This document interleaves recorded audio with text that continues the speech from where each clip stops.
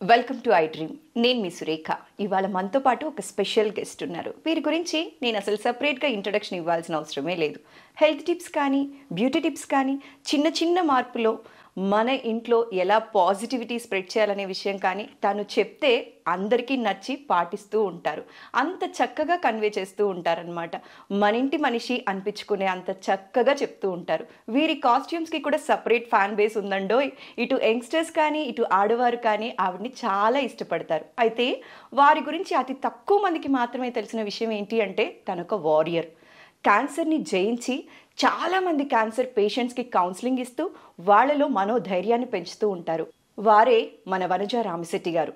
వారితో మాట్లాడి మరిన్ని విషయాలు నేను తెలుసుకొని మీకు తెలియచేస్తాను. నమస్కారం వనజ గారు. నమస్తే సురేఖ. ఎలా ఉన్నారు? బాగున్నానమ్మా, థ్యాంక్ యూ.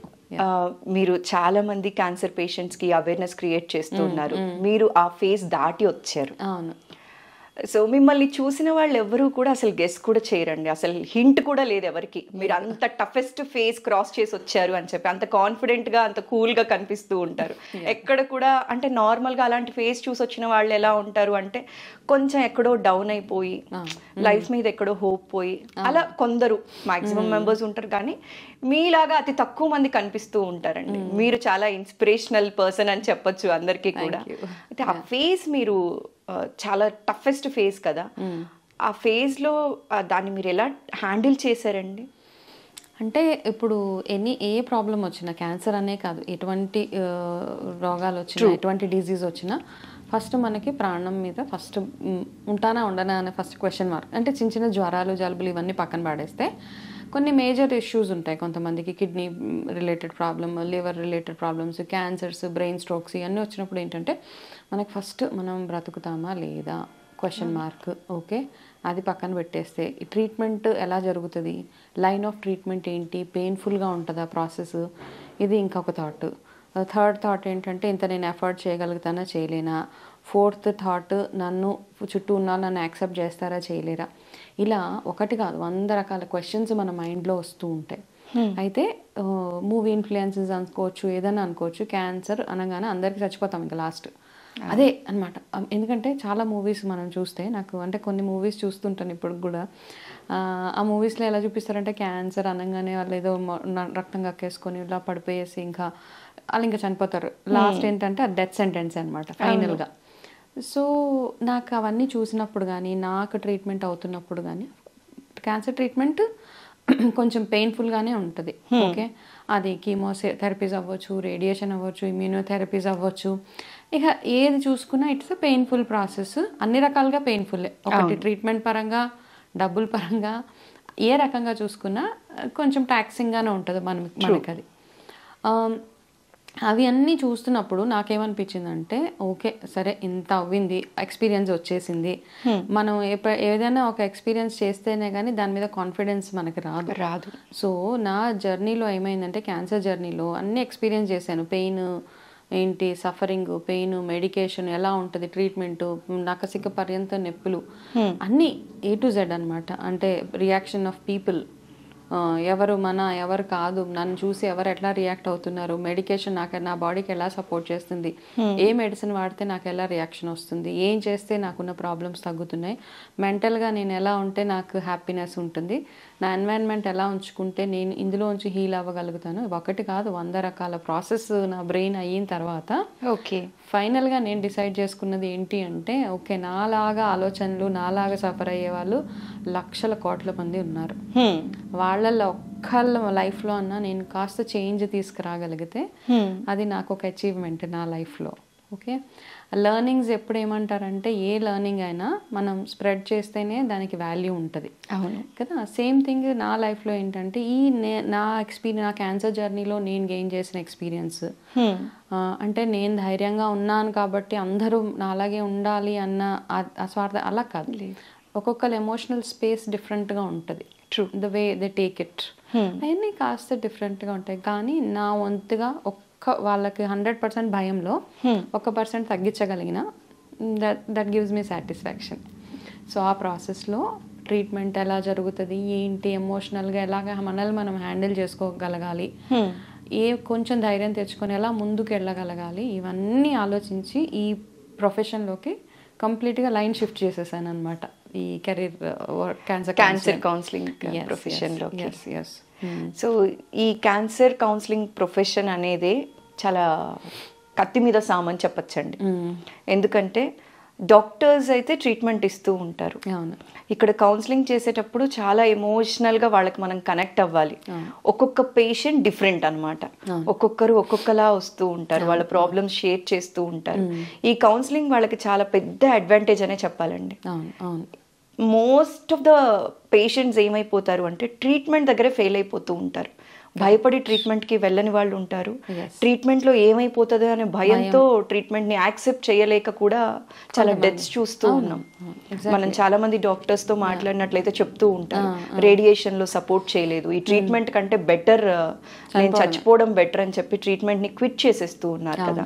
అలాంటి పేషెంట్స్ మీ దగ్గరికి చాలా మంది వచ్చి ఉంటారు. ఈ వీడియో ద్వారా అలాంటి పేషెంట్స్ ఎవరైనా చూస్తూ ఉంటే వాళ్ళకి మీరు ఇచ్చే సలహా అండి? ఓకే, క్యాన్సర్ ఫస్ట్ థింగ్ ఏంటంటే ఎందుకు వస్తుంది, ఎలా వస్తుంది, ఇవి చాలా వేల లక్షల వీడియోస్ ఉన్నాయి. అవును, సిగరెట్ తాగితే వస్తుంది, ఆల్కహాల్ తాగితే వస్తుంది, ఆ తాగని వాళ్ళకి కూడా వచ్చింది క్యాన్సర్. అసలు ఎందుకు వస్తుంది అనేది తెలియట్లేదు, ఎందుకు వస్తుంది తెలియదు, నిద్ర లేకపోతే వస్తుంది, నిద్ర వాట్ ఎక్కువ కారం తింటే వస్తుంది, ఉప్పు తింటే వస్తుంది, ఇవన్నీ కాదు. ఫస్ట్ థింగ్ ఏంటంటే ఎందుకు వస్తుంది అన్నది బిగ్ క్వశ్చన్ మార్క్. ఎవరికి తెలియదు, ఎవరికైనా వచ్చేయచ్చు. ఓకే, కాకపోతే దాని మీద ఫర్దర్గా ఇంకా చాలా అనాలిసిస్ అవుతుంది, చాలా స్టడీస్ అవుతున్నాయి, మేబీ ఏదైనా ఒక రీజన్ రావచ్చు ఈ పర్టికులర్ దాని గురించి. ఇవన్నీ ఏంటంటే క్యాన్సర్ రావడానికి 50% ఛాన్సెస్ ఉంటే మీరు సిగరెట్ తాగడం వల్ల, ఆల్కహాల్ తాగడం వల్ల, ఎక్కువగా తినకూడని ఫుడ్స్ అన్నీ తినడం వల్ల, ప్రాసెస్డ్ తినడం వల్ల 100% వస్తుంది, అంతే. 50-50 ఛాన్సెస్. ఓకే, సో ఎందుకు వస్తుంది అన్నది క్వశ్చన్ మార్క్. అయితే చాలామంది ఏంటంటే ఈ మధ్య కాలంలో నేను ఇంటరాక్ట్ అయిన వాళ్ళలో ఏంటంటే మామూలుగా రొటీన్గా ఇయర్లీ చెకప్స్ అవి చేయించుకోవడానికి వెళ్ళినప్పుడు ఫస్ట్ మైండ్లో నాకు ఏదైనా ఉందేమో, నాకు క్యాన్సర్ ఉంది, నాకు ఇది ఉంది, నాకు అంటే టెస్ట్కి వెళ్ళడానికే ఇంత భయం అనమాట. అందులో ఏం ఆ టెస్ట్ రిపోర్ట్స్ వెళ్ళి 48-72 అవర్స్ అయిన తర్వాత రిపోర్ట్స్ అన్నీ వచ్చాక అప్పుడు అమ్మ నాకేమీ లేదు. అయితే మనం ఎలా అయిపోయిందంటే మన మైండ్ సెట్ ఇప్పుడు ఉన్న కరెంట్ జనరేషన్లో, కరెంట్ సిచ్యువేషన్ ఎలా ఉందంటే ప్రతి ఇంట్లో ఒక క్యాన్సర్ పేషెంటు, ప్రతి ఇంట్లో ఒక డయాబెటిక్, ప్రతి ఇంట్లో ఒక బీపీ, థైరాయిడ్ అన్నీ ఉన్నాయి. ఇంటింటికి రోగాలే. ఓకే, ఇవన్నీ చూసి మనం మన మైండ్ని ఎలా ప్రాసెస్ చేసేసుకుంటున్నాం అంటే ఓకే నాకు కూడా ఈ రోగం వస్తుంది, నాకు కూడా ఇది వస్తుందేమో, వస్తుంది భయము వస్తుంది అని సెల్ఫ్ ఇన్విటేషన్ అనమాట, ప్లీజ్ కమ్ అనేసి. ఫస్ట్ అండ్ ఫార్మోస్ట్ థింగ్ ఏంటంటే క్యాన్సర్ ఒకవేళ వచ్చిన తర్వాత మనం ఏం చేయగలుగుతాం, దానికి కావాల్సింది చేయండి. కూర్చొని ఏడ్చి మీ చుట్టుపక్కల ఉన్న వాళ్ళని భయపెట్టి మీరు భయపడిపోయి టెన్షన్ జోన్లోకి వెళ్ళిపోయి నేను ఇంక చచ్చిపోతాను, నాకు ఇంక ఇంతే లైఫ్ అంటే that's all. I mean it want work like that. Okay, మన జీవితంలో స్పిరిచువల్గా తీసుకుంటే ఒక అమౌంట్ ఆఫ్ కర్మ, ఓకే, ఒక amount of pain go through అవ్వాలి మీరు మీ లైఫ్లో. ఆ ప్రాసెస్లో ఈ ప్రాబ్లమ్స్ చిన్న వస్తాయని అనుకుందాం. ఫర్ ఎగ్జాంపుల్ ఒకవేళ వచ్చేసిన అందులో నుంచి మనం ఎంత ఈజీగా బయటపడే ఛాన్సెస్ చాలా ఉన్నాయి, లేవని ఏం లేదు అసలు. అయితే దానికి కావాల్సింది ఏంటి, ఎర్లీ డయాగ్నోసిస్ కావాలి. Early diagnosis, proper medication, 100% treatment చేయించుకోవడము, ట్రీట్మెంట్ మధ్యలో వదిలేయడం అవి కాదనమాట. కొంతమంది ఏం చేస్తారంటే ఇప్పుడు ట్రీట్మెంట్ చేసుకునే ప్రాసెస్లో నాకు ఇది తినకూడదు అని చెప్తే అదే తింటాం మేము, మాకు అదే తినాలని, అది తినకపోతే ఉండలేము. షుగర్ తినద్దు మొత్తం అంటే as per one study sugar is a feed for cancer cells అన్నారు. సరే క్యాన్సర్ ట్రీట్మెంట్ అవుతున్నప్పుడు షుగర్ మైనస్ చేయండి అంటే లేదు మేడం నేను మైనస్ చేయలేను, 1/2 స్పూన్ అనే వేసుకుంటాను. సో ఇక్కడ ఏంటంటే మనము మన క్రేవింగ్స్ని కంట్రోల్ చేసుకోవడము, మన మైండ్ సెట్ని సరిగ్గా పెట్టుకోవడము. ఇప్పుడు మనం ఎలా అయితే మన చుట్టుపక్కల ఎన్వైరన్మెంట్ బాగుండాలి అని ఎలా అయితే అనుకుంటామో మన బాడీలో ఉన్న ఎన్వైరన్మెంట్ కూడా చక్కగా పెట్టుకోవాలన్నమాట. అప్పుడు ఏం చేయాలి మనము, ఆ బాడీలోకి ఏమేమైతే సరైన ఆహారం వెళ్ళాలో, ఈ బాడీకి ఏమేమి కావాలి, స్ట్రెస్ ఎందుకు స్ట్రెస్ అవుతామన్న తర్వాత మాట్లాడదాం. ఓకే, స్ట్రెస్ ఫ్రీగా ఉండాలి, ఈజీగా డైజెస్ట్ అయ్యే ఫుడ్ మీరు తినాలి, మీరు తిన్న ఆహారము సరిగ్గా మీ బాడీలోకి అసిమిలేషన్ అయ్యే అంత ఫుడ్ మీరు తినాలి, కావాల్సినంత నీరు తాగాలి, ఎంత నిద్ర కావాలో అంత నిద్రపోవాలి, ఎంత ఎక్సర్సైజ్ కావాలో అంత ఎక్సర్సైజ్ చేయాలి. Simple things life. ఇవన్నీ చేసుకుంటూ ట్రీట్మెంట్ ఒకవేళ మీకు ఒక 10 కీమోసో 15 కీమోసో 20 కీమోసో చెప్తే ఆ కీమోస్ చేసేసుకోండి. ఆ కీమో ఇప్పుడున్న బిగ్గెస్ట్ ప్రాబ్లం ఒక సజెషన్ ఏంటి అంటే రిపోర్ట్ ఎదురుగుండా పెట్టుకొని గూగుల్ ఆన్ చేసి ఈ రీడింగ్ ఇంత ఉంటే ఏంటి ఫుల్ ఒక వాళ్ళే ఒక నోట్స్ తయారు చేసుకుంటారనమాట. ఇది ఉంది కాబట్టి నేను ఇంకా ఉండను, ఇది ఉంది కాబట్టి. ఇది చాలా ఎక్కువ అయిపోయిందండి. గూగుల్ డాక్టర్స్ అందరు గూగుల్లో ప్రతి ఒక్క రిపోర్ట్ హిమోగ్లోబిన్ 12 ఉంటే ఏమవుతుంది అంటే అక్కడ గూగుల్లో ఏదో ఉంటుంది, 10 ఉంటే ఏమవుతుంది అంటే ఏదో ఉంటుంది, 8 ఉంటే ఏమవుతుంది అంటే ఓకే నువ్వు ఉండవు ఇంకా ఇంకా అది పట్టుకొని సిమ్టమ్స్ కూడా కొన్ని చూసేసుకొని ఈ సిమ్టమ్స్ ఉంటే క్యాన్సర్ ఉన్నట్టు అని భయపడిపోతూ ఉన్నారు వితౌట్ ఎనీ డయాగ్నోసిస్. అవును, ఇక్కడ పెయిన్ వస్తే థ్రోట్ క్యాన్సర్, ఇక్కడ పెయిన్ వస్తే ఏదో క్యాన్సర్, లంగ్ క్యాన్సర్. సో అలా నా సజెషన్ ఏంటంటే ఫస్ట్ మీ రిపోర్ట్స్ మీ చేతిలో ఉన్నా, మీకు ఏదైనా సిమ్టమ్ ఉన్నా వెళ్ళి ఒక ఆంకాలజిస్ట్ దగ్గరికి వెళ్ళండి. ఫస్ట్ వెళ్ళి ఆయన దగ్గరికి వెళ్ళి ఆయన ఎవరో ఒకరు కూర్చొని డాక్టర్, ఎనీ డాక్టర్ వెళ్ళి కూర్చొని నాకు ఇలా ఉంది, ఇది ఏంటి, దీని మీనింగ్ చెప్పండి. అనవసరంగా గూగుల్ సెర్చ్ చేసేసి 50% మీరు ఆల్రెడీ ఒక ప్రాబ్లంలో ఉన్నారు, ఈ గూగుల్ చూసిన తర్వాత ఇంకొక 50 మీరు యాడ్ చేస్తారు. సో మనం అందరం డాక్టర్స్ కాదు. సో అనవసరమైన నాలెడ్జ్ని తెలవకుండా హాఫ్ నాలెడ్జ్ తోటి మనము ఏదో ఇంటర్ప్రిట్ చేసేసుకొని ఇంకా నా లైఫ్ ఇంతే, ఇంకా నేను చచ్చిపోతున్నాను అన్న ఒక సాడ్ స్టేట్ ఆఫ్ మైండ్లోకి వెళ్ళవద్దు. ప్రతి క్యాన్సర్కి ట్రీట్మెంట్ ఉంది, ఇంకా అడ్వాన్స్ ట్రీట్మెంట్స్ వచ్చేసాయి కాబట్టి ఆ ట్రీట్మెంట్ ఆప్షన్స్ చూసుకోండి మీరు. ఓకే, చూసుకొని ఇంకా చాలామంది ఏం చేస్తున్నారంటే క్యాన్సర్ ట్రీట్మెంట్కి భయపడిపోయి, ఎందుకంటే అందరు మనం అట్లాంటి ఇది క్రియేట్ చేసామన్నమాట. క్యాన్సర్ ట్రీట్మెంటే పెయిన్ఫుల్ గా ఉంటుంది అనేది వెళ్ళిపోయిందండి జనాల్లోకి. టెర్రర్ పుట్టించేసాం, క్యాన్సర్ అంటేనే భయంకరము, కీమో అంటేనే ఒక హారర్ టెర్రర్ డెవిల్ లాగా చూసేసి అమ్మా ఇంత ప్రాసెస్ నేను వెళ్ళలేను అని చెప్పేసి మనం ఆల్టర్నేట్ మెడిసిన్కి షిఫ్ట్ అవుతున్నాం. ఆల్టర్నేట్ మెడిసిన్కి అవ్వండి అంటే చెట్ల మందులను ఏవో ఇంకా అక్కడిక్కడికి వెళ్తున్నారు, సమ్ పౌడర్స్ తీసుకుంటే ఏంటిది మూలికలు రిలేటెడ్ మందులు ఇవన్నీ వేసుకుంటే తగ్గిపోతుంది. ఇవన్నీ ఎప్పుడు చేస్తారంటే ఫస్ట్ మీరు నార్మల్ ట్రీట్మెంట్ కంప్లీట్ చేసుకున్న తర్వాత సపోర్ట్ మెడిసిన్స్ అన్ని second phase of your treatment అనమాట. ఫస్ట్ ఇందులోంచి బయటపడండి. ఇది కాకుండా మనం ముందే ఏదో కషాయాలు తాగేసి తగ్గిపోతుంది, ఇంతకు ముందు తాగని కషాయాలు ట్రీట్మెంట్ ప్రాబ్లం వచ్చిందని తెలిసాక స్టార్ట్ చేస్తారు అందరూ. ఇంతకు ముందు లేని లైఫ్ స్టైల్ చేంజెస్ క్యాన్సర్ వచ్చిన తర్వాత they will start exercising and all, it won't work that way. కాబట్టి ముందు టెన్షన్ ఫ్రీగా ఉండండి. మంచి ఒకటి ఫస్ట్ థింగ్ ఏంటంటే first advice, second advice go for second opinion, third opinion, go for n number of opinions, but treatment మాత్రం చేయించుకోండి. అంటే మనం ఎలా ఉంటుందంటే ఏ ఒక్క డాక్టర్ అన్నా మన కీమో వద్దంటాడేమో, ఏ ఒక్క డాక్టర్ అన్నా రేడియేషన్ వద్దంటారేమో, ఏ ఒక్క డాక్టర్ అన్నా సర్జరీ వద్దంటారేమో. So we keep exploring so many things. But క్యాన్సర్కి there is a set process, we will have to go through a surgery if required. కొన్ని క్యాన్సర్కి సర్జరీస్ ఉండవు, ఓన్లీ కీమోథెరపీస్, కొన్ని ఇలా రకరకాల ట్రీట్మెంట్ ఆప్షన్స్ ఉన్నాయి. కాబట్టి ఆ ట్రీట్మెంట్కి వెళ్ళండి అంతేగా, తప్పిస్తే బుర్రకి ఎక్కువగా అనవసరమైన పని పెట్టకండి అంతే. ఓకే, వనజ గారు ఇంకొక చిన్న క్వశ్చన్ అండి, అంటే ఇది నా బుర్రలో బాగా తిరుగుతూ ఉంది. ఇప్పుడు ఒక పేషెంట్ ఇదర్ క్యాన్సర్ పేషెంట్ అయి ఉండొచ్చు, ఇంకా ఏదైనా డిసీజెస్తో బాధపడే వాళ్ళు అయి ఉండొచ్చు. ఇలాంటివి ఎవరైనా మన ఇంట్లో ఎవరికైనా అలాంటి సమస్య వచ్చినప్పుడు ఇంట్లో వాళ్ళకి కానీ ఫ్రెండ్స్కి కానీ వాళ్ళని ఎలా ట్రీట్ చేయాలో తెలియదండి. తెలీదు ఇన్ ద సెన్స్, ఒకటి ఎక్కువ సింపతి చూపించేస్తూ ఉంటాం తెలుసో తెలియకో, రెండు ఓవర్ కేరింగ్ చూపించేస్తూ ఉంటాం. వాళ్ళని చూడంగానే మన కళ్ళల్లో నీళ్లు జారిపోతూ ఉంటాయి కదా, అసలు వాళ్ళని ఎలా హ్యాండిల్ చేయాలండి? ఇక్కడ 2-3 థింగ్స్ ఇక్కడ ఏంటంటే, ఫస్ట్ ఆఫ్ ఆల్ ఇక్కడ పేషెంట్ స్టేట్ ఆఫ్ మైండ్ చూడాలి మనం. ఓకే, ఎవరైతే సర్వైవర్ కానీ who ever is the patient, వాళ్ళ స్టేట్ ఆఫ్ మైండ్ ఎలా ఉంది దాన్ని డిపెండ్ చేసుకొని మనం రియాక్ట్ అవుతూ ఉండాలి. చాలా కేసెస్లో పేషెంట్ చాలా బ్రేవ్గా ఉంటారు, ఇంట్లో వాళ్ళు ఫుల్ టెన్షన్ పడిపోయి ఎక్కడెక్కడ వీడియోలు, ఎక్కడెక్కడ ఇన్ఫర్మేషన్, ఈ పర్సన్ ఈ క్యాన్సర్ వచ్చి చచ్చిపోయాడు, ఇలా అన్ని చావు కబుర్లే అక్కడ వినపడుతూ ఉంటాయి అనమాట. అయితే నిజంగా ధైర్యంగా ఉన్న వాళ్ళని కూడా మనము వీఆర్ యాక్చువల్లీ వాళ్ళ ధైర్యాన్ని మనం యాక్చువల్లీ వాళ్ళని మోరల్గా వీక్ చేసేస్తున్నాం అనమాట.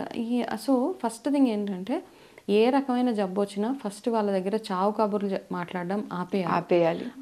నా దగ్గర కూడా వచ్చినప్పుడు ఎలా ఉంది, తర్వాత నాకు లైన్గా 10 కేసులు, అక్కడ వాళ్ళు వెళ్ళి చచ్చిపోయారు, వీళ్ళు వెళ్ళి చచ్చిపోయారు, నేను విని అనుకుని నాకెందుకు ఈ చావు కబుర్లు, నాకు అవసరం లేదు. ఓకే, సో నాకు ఎన్ని రోజులు రాసి పెట్టుంటే అన్ని రోజులు నేను బ్రతుకుతాను భూమి మీద. సో ఫస్ట్ థింగ్ ఏంటంటే, మీరు టూ మచ్ ఆఫ్ ఇన్ఫర్మేషన్ పేషెంట్కి ఇవ్వడం ఆపేయాలి. మీ చుట్టుపక్కల ఎవరైతే మీ ఇంట్లో ఫర్ ఎగ్జాంపుల్ ఒక మనిషికి మదరో ఫాదరో ఎవరికో ఒకరికి క్యాన్సర్ వచ్చిన తర్వాత చుట్టుపక్కల వాళ్ళు మీ బెస్ట్ ఆప్షన్స్ మీరు ఎక్స్ప్లోర్ చేయండి. వాళ్ళకి ఇవ్వాల్సిన ధైర్యం ఏంటి, ఈ ఫుడ్ తింటే you will be definitely out of it, పలానా హాస్పిటల్కి వెళ్తే we have a best treatment available there, అవి చెప్తూ ఉంటే so give them live examples like survive అయిన వాళ్ళ గురించో లేకపోతే ఆ ప్రాబ్లమ్ని 2-3 కొంతమంది ఏంటంటే రిపీట్ క్యాన్సర్స్ వచ్చిన రిపీటేషన్స్ అయిన వాళ్ళు ఉంటారు, వాళ్ళని చూపించి చాలా మంది ఉన్నారు అలాగా. ఓన్లీ థింగ్ ఏంటంటే చాలా మంది బయటకు వచ్చి చెప్పరు అనమాట. అంటే వాళ్ళ క్యాన్సర్ వచ్చి తగ్గిపోయిందని చెప్తే వాళ్ళు ఏమన్నా మనము వాళ్ళకి ఇచ్చే వాల్యూ తగ్గిపోతుందని అనుకుంటారో చాలా మంది బయటకు రారు. నా ఓన్లీ సజెషన్ ఏంటంటే ఇలాగ too much of information, negative information వాళ్ళకి ఇచ్చే కంటే కూడా వాళ్ళకి ఒక ఎన్వైరన్మెంట్, ఒక పీస్ఫుల్ అట్మాస్ఫియర్ క్రియేట్ చేసి ఇంట్లో దాని గురించి ఎక్కువ మాట్లాడకండి. అదే పనిగా కాన్స్టెంట్గా అదే ఉంటుంది. అంటే అఫ్ కోర్స్ భయం ఉంటుంది అందరికీ, ఎందుకంటే మన ఫ్యామిలీ మెంబర్ కాబట్టి వాళ్ళకి వచ్చిందంటే అంత ఫియర్ ఉంటుంది కాబట్టి, but talk about something nice అనమాట. అండ్ ఆ రోగం గురించి ఆలోచించక్కర్లేదు మనం 24 గంటలు, నార్మల్ లైఫ్ స్టైల్కి వెళ్ళిపోండి అంతే. ఓకే, యూ వాచ్ సంథింగ్, మూవీకి చూస్తారా, లేకపోతే you engage in some activities and all. Cancer వచ్చింది అంటే జస్ట్ మంచం మీద అలా పడుకునే ఉండాలని దెర్ ఇస్ నో రూల్. వెళ్ళొచ్చు, బయటకు వెళ్ళొచ్చు, మీ పనులు, మీ బాడీ సపోర్ట్ చేస్తుంటే మీ పనులు మీరు చేసుకోవచ్చు. హాలిడేస్కి వెళ్ళండి, బయట తిరగండి, ట్రీట్మెంట్ మాత్రం చేయించుకోండి.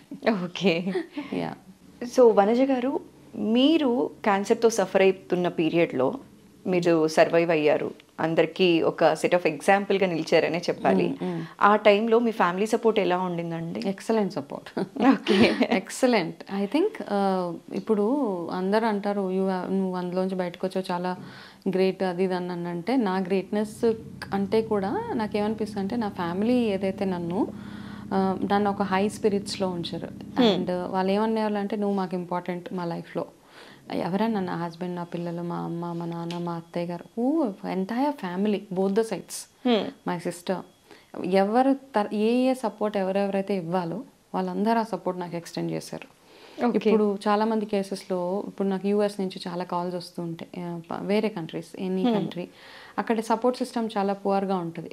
ఓన్లీ వైఫ్ అండ్ హస్బెండ్ వెళ్ళి ఉద్యోగాలు చేసుకోవాలి, అందులో ఒకరికి క్యాన్సర్ వచ్చేస్తే వాళ్ళు ఎంత హ్యాండిల్ చేయాలి, అంటే they have to go through so much of హెల్. అక్కడ సపోర్ట్ సిస్టమ్ చాలా బ్యాడ్గా ఉంటుంది. మనకి ఇక్కడలాగా మనకి దొరకరు అంత ఈజీగా. వాళ్ళని చూసినప్పుడు అనిపిస్తుంది నాకు ఐఎమ్ సో బ్లెస్డ్, ఇంతమంది నా చుట్టూరు ఉన్నారు కాబట్టి. ఒకళ్ళు నా పిల్లల రెస్పాన్సిబిలిటీ తీసుకున్నారు, ఒకళ్ళు నా ఇంటి రెస్పాన్సిబిలిటీ తీసుకున్నా. మై హస్బెండ్ వాజ్ 24/7 నా సర్వీసే ఆయన, నన్ను హాస్పిటల్ తీసుకెళ్ళడం తీసుకురావడంకి. అండ్ ఒక్కటి ఏంటంటే అందరూ ఒకటి ఎన్ష్యూర్ చేసింది ఏంటంటే వాళ్ళు నా దగ్గర నా ప్రాబ్లం గురించి పదే మాట్లాడేవాళ్ళు కాదు. విజిటర్స్ని మైనస్ చేసేసాను, విజిటర్స్ ఎవరు ఎక్కువ లేదు, అది మాత్రం మైనస్. నేను చేసిన నా లైఫ్లో ఒకటి ఏంటంటే అందరు వచ్చి చూసి ఒక్కొక్కరు ఏదో చెప్తే వెళ్తూ ఉంటారు. నాకు రియల్లీ చాలా కావాల్సిన వాళ్ళు తప్పించి మిగతా అందరినీ నేను అవాయిడ్ చేసేసాను అనమాట. ఐ యూస్ టు చెప్పండి, I'm not in a space to meet anybody. Okay, మనం వాళ్ళ ముందు కూర్చోవాలి, ఒంట్లో బాగోపోయినా కూర్చోవాలి, నీరసం వచ్చినా కూర్చోవాలి, వాళ్ళు ఏదో ఏడుస్తారు, వాళ్ళు ఏదో చేస్తారు. సో అట్లాంటి వాళ్ళని stop entertaining such people. Surround your self with good people. అంతే, నీ మంచి అంటే మిమ్మల్ని ఎప్పుడు హై స్పిరిట్స్లో ఉంచి మీకు లైఫ్ మీద ఒక ఆశ కల్పించి నువ్వు అంటే మాకు అవసరం, నువ్వు అంటే యువర్ ప్రెజెన్స్ ఈజ్ ఇంపార్టెంట్ అని ఫీల్ చేసే వాళ్ళ దగ్గర మనం ఉండాలి. అండ్ మన ఫ్యామిలీ మెంబర్స్ కూడా వీక్గా ఉంటే మాత్రం మనం కూడా ఆటోమేటిక్గా ఆ ఎనర్జీ మనకు పాస్ అవుతూనే ఉంటుంది. ఈవెన్ మై మదర్, మా అమ్మాయి నార్మల్గా మదర్స్ ఎట్లా ఉంటారంటే పిల్లల్ని అలా చూసి చాలా ఏడ్చి అలా చేసేస్తుంది. మా మదర్ ఇనీషియల్గా అలా ఉన్నా, తర్వాత నన్ను ఆవిడ చూసి she was also supporting me so much. Wonderful, పర్వాలేదమ్మా, ఏం కాదు, you will get out of this problem అని చెప్పి ఆ ప్రాసెస్లో ఏంటంటే మనకు కూడా మనకంటూ కొన్ని గోల్స్ ఉండాలి. క్యాన్సర్ వచ్చింది కదా, నేను ఇంకా ఏమి చేయను, నా జాబ్ మానేస్తాను, నేను ఇంకేం పనులు చేయను కాదు, ఏదో set some goals for your self. అంటే ట్రీట్మెంట్ జరుగుతున్న ప్రాసెస్లో జనరల్గా వర్క్ స్టైల్ సేమ్ కంటిన్యూ చేయొచ్చా అండి? హ్యాపీగా చేయొచ్చు. అంటే రేడియేషన్ తీసుకుంటున్న పీరియడ్లో, కీమోస్ తీసుకుంటున్న పీరియడ్స్లో ఇక్కడ ఏంటంటే కీమో అయినప్పుడు మనకి డెఫినెట్గా there is certain amount of side effects అవి ఉంటాయి. ఆ ఉన్న 2-3 రోజులు తప్పించి మిగతా రోజులు కీప్ యువర్ సెల్ఫ్ యాక్టివ్. నేను వర్క్ చేసేదాన్ని, అప్పుడు నేను జాబ్ చేసేదాన్ని. ఓకే, మీరు కీమోథెరపీస్ ఇవి తీసుకుంటున్నప్పుడు కూడా మీరు జాబ్ చేశారు? చేశాను. ఓకే. చేసే ప్రాసెస్లో కొంచెం ఒక 4 hours వెళ్ళి రావడం ఆఫీస్కి, అలాగా బాగా బాగోలేను అంటే organisation was also very supportive. Okay. తర్వాత మళ్ళీ రేడియేషన్స్ అయినప్పుడు రేడియేషన్ చేసుకొని ఆఫీస్లో 4-5 hours ఉండి మళ్ళీ వచ్చేదాన్ని. ఓకే. ఇంటికి వచ్చి రెస్ట్ తీసుకోవడం. నాకు బాగోలేదు అన్నప్పుడు వెళ్ళేదాన్ని కాదు. బాగుంది, ఎందుకంటే ఆ ఇంట్లో కూర్చొని మనకి ఇంకా అదే ప్రాసెస్ కదా, అందులోంచి బయటకు రావాలి అంటే మనకి ఏదో ఒక యాక్టివిటీ, సమ్ ఎంగేజ్మెంట్ ఉండాలి, మనకి ఏదో పని చేస్తూ ఉండాలి. తర్వాత కొంచెం హెల్త్ సపోర్ట్ చేయట్లేదు అన్నప్పుడు I stopped going to work. ఇంకా కాస్త కొంచెం ఉంటుంది, కొన్ని రోజులు అయితే వెళ్ళాను బాగానే, నా విల్ పవర్కి ఫైట్ అనమాట. ఓకే. తర్వాత అనిపించింది ఓకే కొంచెం బ్రేక్ తీసుకుందాము, ఏదైనా వేరే డిఫరెంట్గా చేద్దాం అనిపించింది. ఈ thought process of getting in to cancer counselling నాకు అప్పుడు అనిపించి మెల్లిగా ఐ స్టాప్డ్ వర్కింగ్ చేసి కంప్లీట్గా ఇందులోకి వచ్చేసి స్విచ్ అయిపోయారు. ఓకే. వనజ గారు, జనరలీ మీరు అన్నారు మీరు 3rd stage లో ఉన్నప్పుడు నోటీస్ చేశారు, మీకు తెలిసింది క్యాన్సర్ అన్న విషయం అని. అయితే ఇనిషియల్ స్టేజ్ అసలు ఐడెంటిఫై చేయడానికి స్కోప్ ఉంటుందా అండి, లేకపోతే అసలు తెలియదు అంటారా ఫైనల్ స్టేజ్ వరకు? మీ కేసులో ఎలా జరిగింది? నాకైతే అది ఏంటంటే నోన్ ఇగ్నోరెన్స్ అనుకో, కంప్లీట్గా ఇగ్నోరెన్స్ వల్ల. కంప్లీట్గా breast cancers are very easy to diagnose first thing. Okay, వేరే క్యాన్సర్స్ కూడా ఇట్ ఈస్ ఈజీ. అంటే మనకి ఏదైనా ప్రొలాంగ్డ్గా ఉంది, కాఫ్ కంటిన్యూస్గా వస్తుంది, ప్రొలాంగ్డ్గా ఉంటుంది అంటే కనుక వెళ్ళి చెక్ చేయించుకోవడము. ఏదైనా బోన్లో అదే పనిగా పెయిన్ వస్తుంది, ఎక్కువ రోజుల నుంచి వస్తుంది అంటే వెళ్ళి చెక్ చేయించుకోవడము. మనం ఏం చేస్తామంటే దేని మీద అయితే ఫోకస్ చేయాలో దాని మీద చేయము, దేని మీద చేయకూడదు వాటి మీద చేస్తూ ఉంటాం. నా కేసులో కూడా లంప్ ఉంది నాకు తెలుసు, కాకపోతే రాంగ్ డయాగ్నోసిస్ అయింది. నేను ఫస్ట్ ఇనిషియల్గా డాక్టర్స్ దగ్గరికి వెళ్ళినప్పుడు జస్ట్ నార్మల్ లంపే, దాని గురించి ఎక్కువ ఏం ఆలోచించొద్దు అంటే మనం ఎప్పుడు ఏది మంచిది చెప్తే దాంతో క్యారీ అయిపోతాం కదా. సో నేను అలాగే అవన్నీ చేసి తర్వాత ఇంకొక డాక్టర్ దగ్గరికి వెళ్ళాలి, అలా డిలే చేసేసాను. ఫైనల్గా నాకు అర్థమైపోయింది, నాకు ఇది క్యాన్సర్ లంపే అని నాకే అర్థమైంది. అప్పుడు వరకు నేను వెళ్ళి అంటే ఇనీషియల్ స్టేజెస్లో వెళ్ళుంటే మేబీ చిన్న ట్రీట్మెంట్ తోటి అయిపోయేదేమో, మేబీ వచ్చిన రేడియేషన్. ఫస్ట్ స్టేజెస్లో అడ్వాంటేజ్ ఏంటంటే జస్ట్ రేడియేషన్ తోటి వెళ్ళిపోతుంది అనమాట. కొంచెం అడ్వాన్స్ స్టేజెస్ వచ్చేటప్పటికి మనకి ఆర్గన్ తీసేయాల్సి వస్తుంది, ఎక్కువ కీమోథెరపీస్ చేయాల్సి వస్తుంది. సో ఇలాంటివన్నీ కొంచెం ఎమోషనల్గా కాస్త మనం డిస్టర్బ్ చేసేసే ట్రీట్మెంటే ఉంటుంది.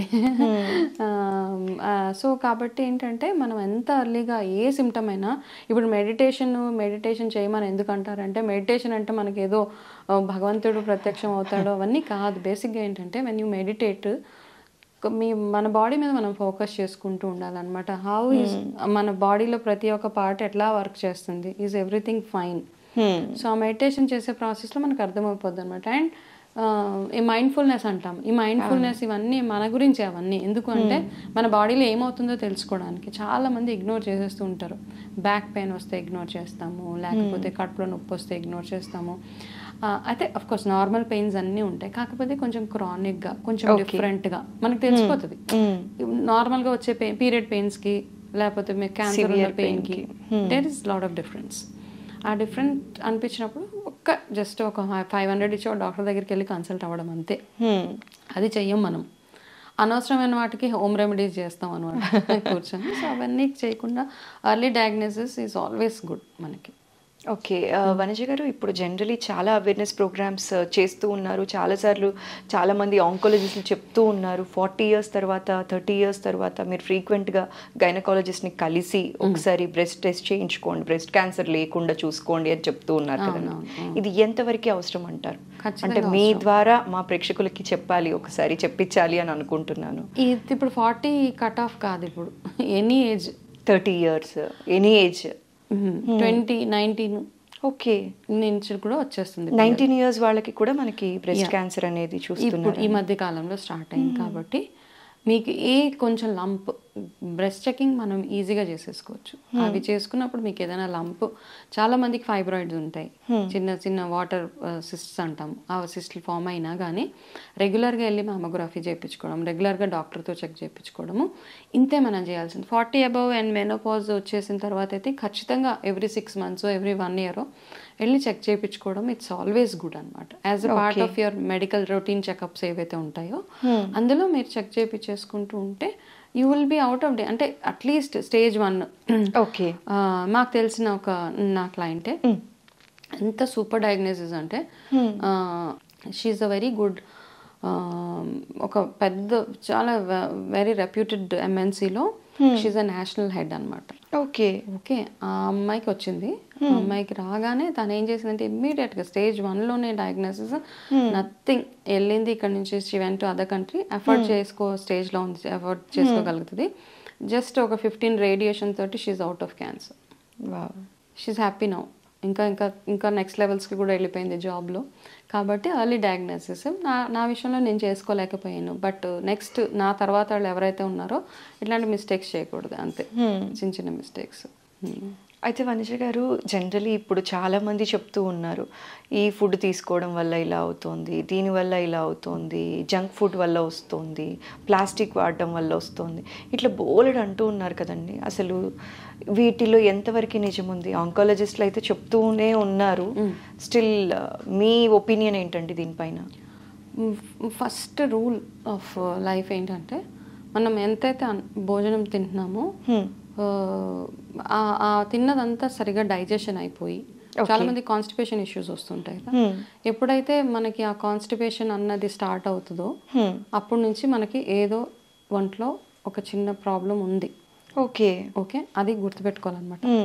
రూల్ నెంబర్ 1 ఎనీ టైం మీరు తిన్నది, మీ డైజెషన్, మీ అంటే మీ input and output when it is good, you will not have any problems. Okay, first rule అనమాట.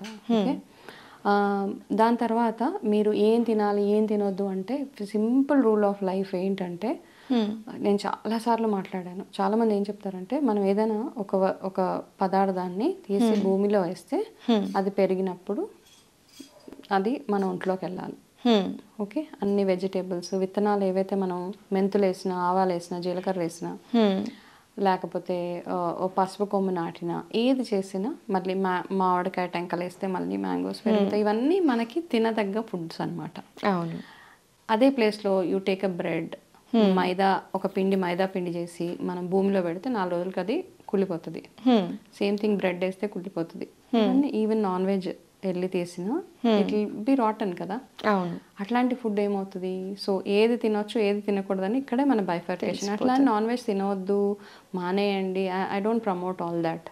మనకు కావాల్సిన కొన్ని విటమిన్స్ నాన్ వెజ్ నుంచి వస్తాయి కాబట్టి, ఎగ్ తింటే ప్రోటీన్ ఉంటుంది, B12 కావాలంటే నాన్ వెజ్ తినాలి. సో ఇట్లాంటి లిమిటెడ్గా అనమాట.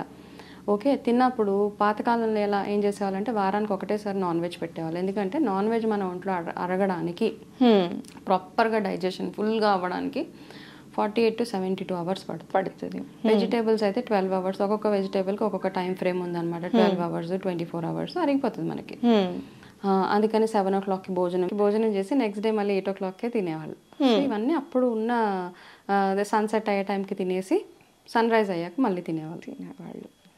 12 hours, 13 hours ఎలాగో మనం ఇచ్చేస్తున్నాం. కానీ ఇప్పుడు దానికి ఫ్యాన్సీగా ఇంటర్మీడియట్ ఫాస్టింగ్ అని అదని, ఆ ఇంటర్మీడియట్ ఫాస్టింగ్లో ఏం తినాలి ఏం తినకూడదు ఇవన్నీ వచ్చాయి కాబట్టి. బట్ ఇప్పుడు నేను చెప్పేది ఏంటంటే, జస్ట్ ఏవైతే ఇప్పుడు నేను డిస్క్రైబ్ చేశానో, మీరు ఏ ఫుడ్ని అయితే మళ్ళీ రీగ్రో అవుతుందో అది తినడము. అండ్ బిగ్గెస్ట్ ప్రాబ్లం, మైక్రోవేవ్లో కుక్ చేసినవి మైనస్ చేసి ఫ్రిడ్జ్లో పెట్టి తీసిన ఫుడ్ తినకుండా ఉండగలిగితే, చాలా మంది ఫ్రిడ్జ్లో పెట్టకుండా తినే వాళ్ళు చాలా తక్కువైపోయారు కదా మేడం. ఫ్రిడ్జ్లో పెట్టేస్తాము. సో నాకు ఇవన్నీ చూసినప్పుడు చాలా, ఫ్రిడ్జ్లో పెట్టి తీసి వేడి చేసి మళ్ళీ పెట్టి తీసి వేడి చేసి ఏం తింటున్నా మనం, ఏం as good as eating nothing అనమాట. ఒక పేపర్ తిన్నా అందులో ఏమీ లేవు, there is no nutrition only. ఫ్రిడ్జ్లో పెట్టి తీసిన ఫుడ్లో టేస్ట్ తప్పించి there is no nutrition. Okay. పిల్లలకు కూడా అందుకే ఇప్పుడు చిన్న పిల్లలకి ఎందుకు క్యాన్సర్ వస్తున్నాయి అంటే because we are doing all these mistakes చిన్న చిన్న పిల్లలకి. అండ్ తినేటప్పుడు మనము సరిగా తినము, యాక్చువల్గా మనం సరిగా నవ్వలము, సరిగా కూర్చోము, సరిగా కలుపుకోము, సరిగా వాటర్ తాగము, రాంగ్ ఫుడ్ కాంబినేషన్స్ రకరకాలు ఉన్నాయి అసలు. అంటే క్యాన్సర్ ఎందుకు వస్తుంది అన్నదానికి దేర్ ఇస్ నో ఆన్సర్. కానీ రాకుండా ఉండాలి అంటే ఏమేం చేయాలి అన్నదానికి దెర్ ఇస్ ఆన్సర్ అనమాట. సో ఈ రాకుండా ఉండాలి అంటే ఇవన్నీ జాగ్రత్తగా చూసుకోవాలి అంటారు. మనం తీసుకునే ఫుడ్ హ్యాబిట్స్ కానీ తిన్న ఫుడ్ అరగాలి ఫస్ట్ థింగ్. సో మనం ఏంటంటే ఒక రూల్ ఉంటుంది ఆయుర్వేదాలో, ఏంటంటే వండిన ఫుడ్ 4 hours లోపల తినాలి. అవును. కానీ ఇప్పుడు మనకి 1 pot మీల్ పొద్దున్నే వండేస్తాం, అదే 24 hours అవ్వాలి. అది కొంత 24 hours దగ్గర ఆగట్లేదు కదండి, నెక్స్ట్ డే నెక్స్ట్ డే కూడా వెళ్ళిపోతుంది. రీహీటింగ్ ప్రాసెస్, రీహీట్ కరో, మైక్రోవేవ్ కరో, ఇలాంటివన్నీ నేను చాలా ఎవరింటికన్నా డిన్నర్స్కి గట్ట వెళ్తుంటే అలా కామన్ డైలాగ్, ఫ్రిడ్జ్ మెస్ నికాలో ఉస్కు రీహీట్ కరో. ఓకే, నాకు తినాలంటే కాస్త ఇట్స్ ఓకే, అంటే ఒకసారి తినడం వల్ల ఏదో అయిపోతుంది అని కాదు. ఎవరైతే మనం రెగ్యులర్గా ఈ ప్రాసెసెస్, పిల్లలకు కూడా అదే అలవాటు అయిపోయింది అనమాట. టక్ మన ఫ్రిడ్జ్లో నుంచి తీస్తున్నారు, మైక్రోవేవ్ పెడుతున్నారు, వేడి చేస్తున్నారు, తింటున్నారు. దేర్ ఇస్ నథింగ్, అందులో ఏ పోషక విలువలు లేవు. మనకి వీలైనంతగా ఫ్రెష్గా వండుకునేలాగా అట్లీస్ట్ ఒక మీల్ అయినా, మధ్యాహ్నం ఆఫీసులకి వెళ్ళిపోతే మనకు ఆ ఛాన్స్ లేదు, ఆప్షన్స్ ఉండవు కాబట్టి ప్యాక్ చేసుకునే వెళ్ళి అట్లీస్ట్ ఇంటికి వచ్చిన తర్వాత అయినా మనము వండుకునే ప్రాసెస్ ఉంటే. చాలామంది ఆడవాళ్ళు క్వశ్చన్ మార్క్ వేయొచ్చు, మేము ఆఫీస్కి వెళ్ళి 10 గంటలకు వస్తాం, 8 గంటలకు వస్తాం ఎలాగా అని. మనం కెరీర్ మీద ఫోకస్ చేసినప్పుడు ఒక 10,000 అఫోర్డ్ చేయొచ్చు అనుకుంటా. Really that's my suggestion. నేను కొన్ని సెమినార్స్కి వెళ్ళినప్పుడు ఒక మోటివేషనల్ స్పీకర్ హీ టోల్డ్, మీరు, నాకు అప్పటి నుంచి అది మైండ్లో ఉండిపోయింది నేను వర్క్ చేసేటప్పుడు, మీరు ఇంట్లో ఇంత కష్టపడుతున్నాం అంటున్నారు, మీ కెరీర్లో మీరు సక్సెస్ఫుల్గా ఉండి మీరు ఒక 2 లక్షలు సంపాదిస్తే అందులోంచి 10,000 తీసి ఒక హెల్ప్కి ఇస్తే వడ్డీ పెడుతుంది కదా, అక్కడే సేవింగ్ చేయడానికి మనం ట్రై చేస్తాము. ఆ సేవ్ చేసే ప్రాసెస్లో ఒక 50,000 హాస్పిటల్కి తగిలేస్తాం. సో ఇది just a suggestion. So at least మనం పిల్లలకి పెట్టడం, మన నెక్స్ట్ జనరేషన్ అయినా హెల్తీగా ఉండాలి అంటే మనం పెట్టే ఆహారము అప్పటికప్పుడు వండి పెట్టేలాగా చూసుకుంటే. అండ్ రా ఫుడ్స్ మీద చాలా ఫోకస్ ఈ మధ్య కాలంలో. సో ఇప్పుడు వచ్చే రా food it's not organic most of the times. So రా అవాయిడ్ చేయండి కొన్ని రోజులు. అంటే మీ ఓన్ ఫామ్ ఉంది, మీకు తెలుసు, అది వితౌట్ ఎనీ ఆర్గానిక్గా మీరు పండించారన్నప్పుడు ఆ ఫుడ్ హ్యాపీగా రా ఫుడ్ తినేసేయండి. కానీ బయట కొన్న ఏ ఆహారమైనా ఇంట్లో కాస్త steam boil or in form of soup తీసుకోవడమే బెటర్. ఓకే. అండ్ షుగర్స్ ఎంతగా తగ్గించగలిగితే మానేమని అనను, ఎందుకంటే మనకి ట్రెడిషనల్గా షుగర్ వేసుకుంటూనే వస్తున్నాం మనం కాఫీ టీలో వాటిల్లో. అది మైనస్ చేసేస్తే షుగర్ ఇవన్నీ కొంచెం ఎమోషన్స్ అనమాట. కాఫీ, టీ, షుగర్ ఇవన్నీ మనం ఎమోషనల్గా కనెక్ట్ అయిపోయినాయి కాబట్టి కాస్త తగ్గించండి. ఒక ఏజ్ వచ్చిన తర్వాత దాన్ని మైనస్ చేసుకుంటూ ఉండడము, షుగర్కి బదులు జాగరీ, బెల్లం అలాంటివి రీప్లేస్ చేసుకుంటే సరిపోతుంది. అలాంటివి. వనజ గారు, అంటే మన ఫుడ్ ఎలా తీసుకోవాలి, ఎలాంటి ఫుడ్ మాత్రమే పిల్లలకి ఇవ్వాలి అనేది చాలా చక్కగా చెప్పారు. ఎలాంటి ఫుడ్ తీసుకోవాలి, ఎలాంటి ఫుడ్ తీసుకోకూడదో కూడా అర్థమయ్యేలా చెప్పారండి. అయితే ఇప్పుడు ఎక్సర్సైజ్ కానీ, యోగా కానీ, మెడిటేషన్ కానీ కొంతమంది మాత్రమే చేస్తూ ఉన్నారు, అందరూ ఎక్కువ అలవాటు లేదనే చెప్పాలండి. ఓన్లీ వెయిట్ గెయిన్ అయ్యాము అన్నప్పుడు మాత్రమే జిమ్ కానీ, యోగా కానీ ఇలాంటివి జాయిన్ అవుతూ ఉన్నారు కదా. సో ఇలాంటి ఒబెస్ వల్ల కూడా మనకి ఏదైనా క్యాన్సర్ లాంటివి హిట్ చేసే అవకాశం ఏమైనా ఉందంటారా అండి, ఒబెసిటీ కారణంగా? ఎగ్జాక్ట్లీ, ఒబెసిటీ ఎప్పుడైతే యాజ్ లాంగ్ మనకి సెడెంటరీ లైఫ్ స్టైల్ అయిపోయినప్పుడు, మనం ఏం పని చేయకుండా లేజీగా ఉంటాం చాలామంది. ఓకే, అంటే మన ఇంట్లో అందరూ మనకి పని చేసే వాళ్ళు ఉన్నా మనం ఎంత ఫిజికల్గా ఎంత యాక్టివ్గా ఉంటున్నాము. ఒబెసిటీ వల్ల మనకి క్యాన్సర్ ఒకటే కదా, క్యాన్సర్ కూడా వస్తుంది, థైరాయిడ్ కూడా వస్తుంది, బీపీ వస్తుంది, షుగర్ వస్తుంది, ఆర్థరైటిస్ వస్తుంది, బ్యాక్ పెయిన్ వస్తాయి, అన్నీ వస్తాయి ఒబెసిటీ వల్ల. ఓకే, సో ఫస్ట్ థింగ్ ఏంటంటే ఒబెసిటీ రాకుండా చూసుకోవాలి. మనం ఎంత బిఎంఐ ఉంది మనకి ఇప్పుడు, ఓకే, లక్కీలీ వినో ఇంత బిఎంఐలో ఉంటే నేను హెల్దీగా ఉన్నాను, సో ఆ వెయిట్లో ఉండడానికి ట్రై చేయండి. బట్ కొంతమందికి లావుగా ఉన్నా వాళ్ళు హెల్దీగా ఉంటారు, చాలా సూపర్ యాక్టివ్గా ఉంటారు. సో ఓకే, వాళ్ళని మైనస్. అయితే ఈ మధ్య మనకి ఫోకస్ అంతా లావు, 1 ఇంచ్ లావు అవ్వగానే మొత్తం ఇమ్మీడియట్గా నేను జిమ్ చేస్తాను, నేను డైట్ చేస్తాను కాదు. అంటే ఎవరైనా కానీ లావ్ అయినప్పుడు సన్నగా అవ్వాలి అనుకునే ప్రాసెస్లో ఫస్ట్ మిమ్మల్ని మీరు అనలైజ్ చేసుకోండి. మీరు అంటే మీ బాడీలో వేరే రకాలైన ఇష్యూస్ ఉన్నాయా, మీకు డైట్, మీకు ఎక్సర్సైజ్ సూట్ అవుతుందా అవ్వదా.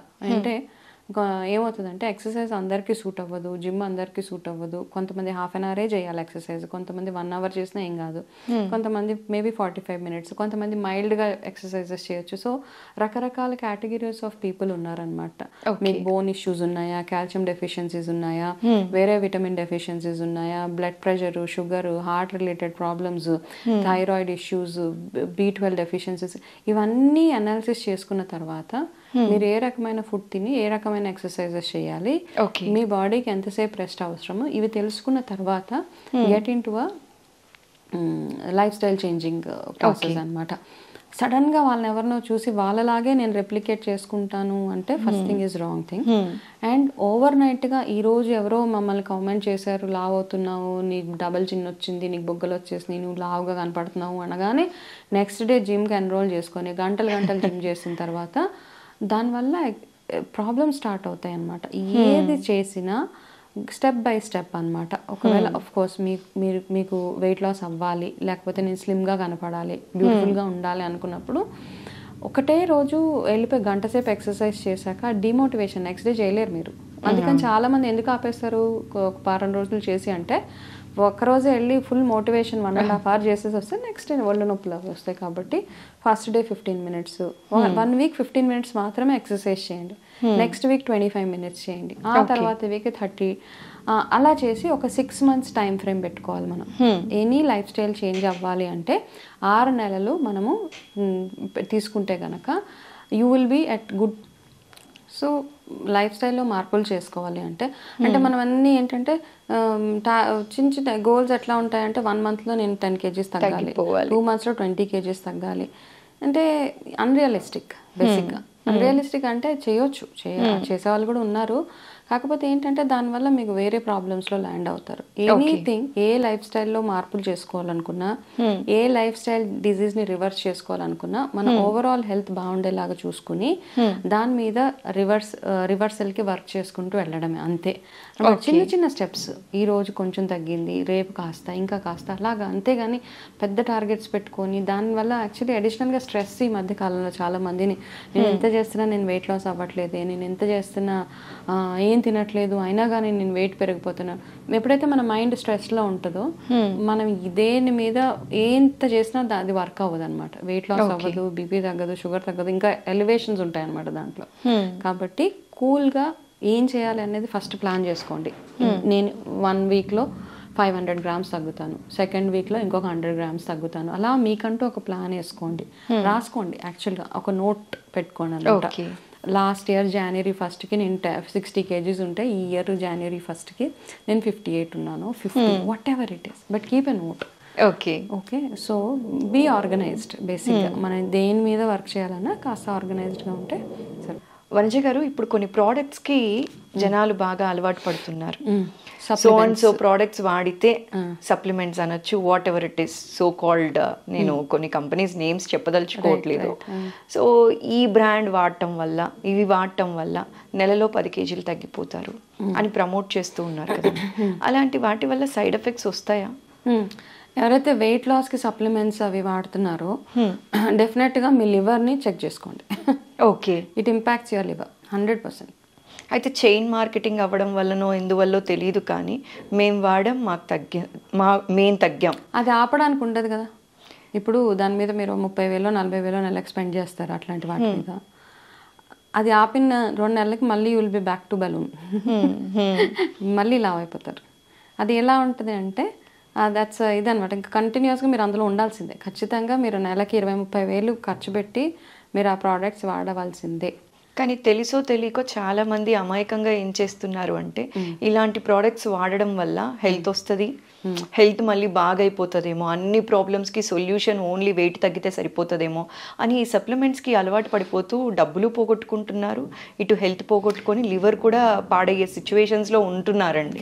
సో అలాంటి వాళ్ళకి మీరు ఇచ్చే సలహా అండి? ఫస్ట్ ఆఫ్ ఆల్ వాడే వాళ్ళకంటే కూడా అది ప్రమోట్ చేసే వాళ్ళకి ఉంటుంది కదా, కొంచెం ఎథికల్గా ఉండడం చాలా నేర్చుకోవాలి. రీసెంట్గా నా very close friend, she had some health issue.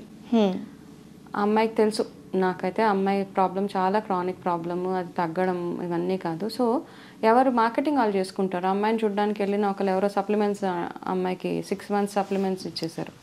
Okay. ఇది తాగితే మీకు full you'll be back to normal, మీరు లేచి గబగబా నడిచేస్తారు. I lost her very recently. Is it so? అంటే ఇది వాడడం వల్ల కాదు, అమ్మాయికి ఆల్రెడీ ఆ ప్రాబ్లం ఉంది. ఓకే. ఇప్పుడు నిజంగా ప్రాబ్లంలో ఉన్నారు, వాళ్ళు ఆల్రెడీ డబ్బులు ఖర్చు పెడుతున్నారు ఏవేవో వాటి మీద. ఇంకా మీరు వెళ్ళి మనము ఆ అడ్వాంటేజ్ తీసుకొని మన ప్రోడక్ట్ని, ఎందుకంటే పాపం వాళ్ళు ఎమోషనల్గా ఎవరో ఏదో ఒక దీనికో హెల్ప్ ఏదో ఒకటి వాడితే తగ్గుతుందేమో అన్న ఆశ. బ్రతుకు మీద ఆశ ఉంటుంది ప్రతి ఒక్కరికి. అంటే మనకి మిగతా అప్పుడంతా నేను చచ్చిపోతాను అంటూ ఉంటాం. నాకు ఏ ప్రాబ్లం వచ్చినా చస్తే వదిలిపోతుంది, ఇది కామన్ డైలాగ్. కానీ నిజంగా మనం ప్రాబ్లం ఫేస్ చేసినప్పుడు మనకి ఆ రిలేషన్షిప్స్, మన పిల్లలు, మన ఫ్యూచర్ గుర్తొచ్చి బ్రతకాలన్న ఆశ పుడుతుంది మనకి. అవును. మనకి ప్రాబ్లం వచ్చినప్పుడు బ్రతుకు మీద ఆశ వస్తుంది అనమాట. అది ఇట్ హ్యాపెన్స్. చాలా మందిని చూసామా, మిగతా అంటే వాళ్ళు ఏమనుకుంటారంటే నాకు వద్దు, ఈ జీవితం వద్దు అని చాలాసార్లు అన్నవాళ్ళే నిజంగా ప్రాబ్లంలో ల్యాండ్ అయ్యాక వాళ్ళకి బ్రతకాలని ఆశ వచ్చేస్తుంది అనమాట. అట్లాంటప్పుడు మనం ఏం చేస్తామంటే, ఇట్లాంటి చాలా మంది ఏం చేస్తారంటే ఈ సప్లిమెంట్స్ అవి పట్టుకెళ్ళి వాళ్ళకంటే don't do all that things, be realistic. నిజంగా I only believe in home remedy. ఇప్పుడు ఏదైనా చెయ్యాలి అంటే ఇంట్లో, లేదా ప్రాపర్ డాక్టర్ దగ్గరికి వెళ్ళడము, వాళ్ళ వీక్నెస్ని మనం క్యాష్ చేసుకోవడము, ఇట్లాంటివన్నీ I really feel pity for lot of people అనమాట. చాలామంది ఇది వాడుతున్నాను, ఇది తగ్గిపోతుందంట అని నా ఫ్రెండ్ చెప్పిన మాటలు ఇంకా నాకు అలా గుర్తుంటాయి. నాకు బాధ కూడా వేస్తుంది. She is my very close friend. But ఏది వర్క్ చేయలేదు ఆ అమ్మాయికి, ఎందుకంటే తనకు వచ్చిన ప్రాబ్లం అలాంటిది కాబట్టి we lost her. My God. So అలాంటివి అనవసరంగా ఎందుకు చేయాలి? ఏదో మీ టార్గెట్స్ రీచ్ అవ్వడం కోసం, మీరు డబ్బులు ఎర్న్ చేసుకోవడం కోసము, ఏదో చేయడం కోసము మీరు వాడితే మీరు యూజ్ చేసుకోండి. అది మార్కెటింగ్ వేరే హెల్తీగా ఉన్న వాళ్ళకి చేసుకోండి. నిజంగా ప్రాబ్లంలో ఉన్న వాళ్ళ దగ్గరికి వెళ్ళి మాత్రం ఇలాంటివి అంటగట్టద్దు, ఫస్ట్ థింగ్. అంతే, that's what I really feel. Supplements నేను ఏ సప్లిమెంట్స్ని ప్రమోట్ చేయను. ఫస్ట్ థింగ్, కొన్ని డయాబెటీస్ రిలేటెడ్, ఇవి బీపీకి నిజంగానే కొన్ని మెడిసిన్స్ వర్క్ చేస్తే, సో అంతకు మించి వెయిట్ లాస్కి సప్లిమెంట్స్, లేకపోతే ఇంకొక హెయిర్ గ్రోత్కి, మీరు అవన్నీ మీరు ఇంట్లో మీరు తినే ఆహారంలోనే ప్రతి ఒక్కటి ఉంటుంది. మనం ఆ ఫుడ్ని ఐడెంటిఫై చేసుకోగలిగితే అంతకు మించింది లేదు. అంటే ఇదేదో ఓవర్ నైట్గా ఏదో అయిపోతుందని కాదు. మనకి ఇప్పుడు యంగర్ జనరేషన్ పిల్లలు, ఇప్పుడు న్యూ మదర్స్ ఎవరైతే ఉన్నారో, ఇప్పుడు రకరకాల రోగాలు చూస్తున్నారు కాబట్టి అట్లీస్ట్ న్యూ బార్న్ పిల్లల కోసం మీరు ఇంట్లో చేసిన ఫుడ్ పెట్టడము, బయట రెడీమేడ్గా తెచ్చిన ఫుడ్ తినిపించడం కాదు వాళ్ళకి. మీరు ఇంట్లో తయారు చేసి చక్కగా ఆవునే ఇంట్రడ్యూస్ చేయండి. మన ఇంట్లో పల్సెస్ కానీ రైస్ కానీ అన్నీ ఇంట్రడ్యూస్ చేయండి. అండ్ అనవసరంగా వైట్ రైస్ మానేశాను, లేకపోతే ఇది మానేశాను, ఇవన్నీ మనం ట్రెడిషనల్గా వచ్చే ఫుడ్స్ని మానేసి అంటే మనం ఏం చేద్దాం అనుకుంటున్నాం? ఫస్ట్ థింగ్ కదా, మనకు అలవాటైన ఆహారాన్నే తింటూ ఎంత తినాలో అంతే తినండి. ఎలా వండుకోవాలో అలా వండుకోండి. ఏ టైంలో నిద్రపోవాలో ఆ టైంలో నిద్రపోండి. ఏ టైంలో లేవాలో ఆ టైంలో లేవండి. ఎంత వాటర్ లోపలికి వెళ్ళాలో అంత వెళ్ళిన తర్వాత హోలిస్టిక్ హెల్త్ అంటే మనం మెంటల్గా ఎట్లా ఉన్నాము, ఎమోషనల్గా ఎట్లా ఉన్నాము, మన చుట్టుపక్కల ఉన్న ఎన్వైరన్మెంట్ ఎట్లా ఉంది, మనం ఎట్లాంటి వాళ్ళతో ఇంటరాక్ట్ అవుతున్నాము, ఇవన్నీ కలిపితేనే హెల్త్. ఇందులో చాలాసార్లు ఏమవుతుందంటే, అన్నం తినేటప్పుడు వెనకాల ఫాదరో మదరో వచ్చి తిడుతూ ఉంటారు, నీకు ఇన్ని మార్కులు వచ్చినాయి, ఇన్ని మార్కులు వచ్చినాయి, ఇలాగా అలాగా. ఆ తినే ముద్ద కూడా ఎక్కదు. సో పిల్లలకి, మదర్స్కి ఫాదర్స్కి సజెషన్ ఏంటంటే, అన్నం తినేటప్పుడు ఎవరికైనా కానీ, వైఫ్ అండ్ హస్బెండ్ ఎవరైనా అనొచ్చు, తినేటప్పుడు ఐదర్ మొత్తానికి మాట్లాడకుండా తినండి, లేదా మంచి కాన్వర్జేషన్స్ మాట్లాడండి. తిట్టాలి అన్న ఆప్షన్ తినేటప్పుడు పెట్టుకోవద్దు ఎవరైనా కానీ. మన భలే మెసేజ్ ఇచ్చారండి. ఎందుకంటే చాలా మంది పేరెంట్స్ ఇదే మిస్టేక్ చేస్తూ ఉంటారు, తెలుసో తెలియకో. అక్కడ తిండి దగ్గరే తిడుతూ ఉంటారు. తిండి ఒక్కొక్క ముద్ద వెళ్ళేటప్పుడు స్ట్రెస్ఫుల్ ఈటింగ్ అనమాట. అలా తిన్నప్పుడు మన స్ట్రెస్ హార్మోన్స్ రకరకాలుగా వర్క్ చేస్తూ ఉంటాయి. సో దేర్ ఫోర్ పిల్లలకి వచ్చే రోగాలు కానీ ఒబెసిటీస్ ఇవన్నీ రీజన్స్. కాబట్టి తినే స్పేస్ని తినడానికి వదిలేయండి. ఎందుకంటే ఇప్పుడు everything comes back to food. ఇప్పుడు ఏ రోగం గురించి మాట్లాడినా ఏం తినాలి, ఈ రోగం తగ్గాలంటే ఏం తినాలి అంటాం తప్పిస్తే everything is linked to food only. అవును కదా. కాబట్టి ఆ తినే స్పేస్ని కాస్త పీస్ఫుల్గా వదిలేయండి. పిల్లలు తినేటప్పుడు వాళ్ళ మీద ఎంత కోపం ఉన్నా ఆ తినేటప్పుడు వాళ్ళని ఏం అనకండి. అందరికీ వర్తిస్తుంది అది. ఆఫీస్లో కూడా లంచ్ టేబుల్ మీద కూర్చొని నా బాస్ ఇలా అన్నాడు, నా బాస్ అలా అన్నాడు, ఏడుస్తారు. తినేటప్పుడు ఏడ్చేవాళ్ళు కానీ తినేటప్పుడు అనవసరమైన విషయాలు మాట్లాడుకోకుండా తింటే ప్రాపర్గా డైజెస్ట్ అవుతుంది. లేకపోతే మీకు వచ్చే గ్యాస్ట్రిక్ రిలేటెడ్ ఇష్యూస్, ఇండైజెషన్స్ అయితే all because of the stress which you go through. అంతే, that's my suggestion to everyone. చాలా చక్కగా చెప్పారు వనజ గారు. అంటే చాలా మందికి తెలిసింది ఏంటి అంటే వనజ రామశెట్టి గారు అనంగానే హెల్త్ టిప్స్ చక్కగా ఇస్తారు, బ్యూటీ టిప్స్ సూపర్గా ఇస్తారు, అండ్ చిన్న చిన్న మార్పులతో మేము ఇంట్లో హ్యాపీగా ఉండాలి అంటే దేవుడిని ఎలా ఆరాధించాలి, బాబా సచ్చరిత్ర గురించి ఇలాంటివి చాలా మంచి వీడియోస్ చేసినప్పటికీ కూడా మీరు ఒక క్యాన్సర్ కౌన్సిలర్ అనేది అతి తక్కువ మందికి మాత్రమే తెలుసండి. సో ఇవాళ మా ప్రేక్షకులకి అది చెప్పి, అండ్ అలానే ఎవరైనా క్యాన్సర్తో సఫర్ అవుతున్న వాళ్ళు కనుక ఉంటే మీ సలహాలు వాళ్ళకి యూజ్ అవ్వాలి అని చెప్పి చిన్న ప్రయత్నం ఇవాళ ఐ డ్రీమ్ తరపున చేసామండి. మీ వాల్యుబుల్ టైంని మా కోసం స్పేర్ చేసి ఇవాళ మాకు చాలా చక్కటి ఇన్ఫర్మేషన్ తెలియజేశారు. Thank you so much Vanaja గారు. So happy. Thank you.